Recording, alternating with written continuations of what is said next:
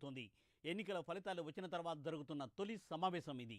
ఈ సమావేశానికి అమిత్ షా, రాజ్నాథ్ సింగ్, గడ్కరీతో పాటు ఎన్డీఏ మిత్రపక్ష పార్టీల నేతలందరూ పాల్గొంటున్నారు. ఎన్నికల్లో ఎన్డీఏ కూటమికి 292 సీట్లు సాధించింది. ఆంధ్రప్రదేశ్లో 16 సీట్లు సాధించిన తెలుగుదేశం అధినేత చంద్రబాబు నాయుడు, బీహార్లో 12 సీట్లు సాధించిన నితీష్ కుమార్తో పాటుగా జనసేన అధినేత పవన్ కళ్యాణ్ తదితరులు ఈ కార్యక్రమానికి హాజరయ్యారు.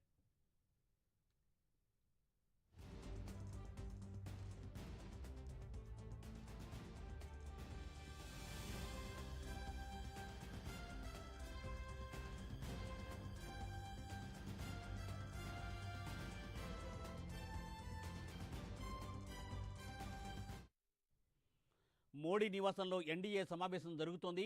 ఎన్నికల ఫలితాలు వచ్చిన తర్వాత జరుగుతున్న తొలి సమావేశం ఇది.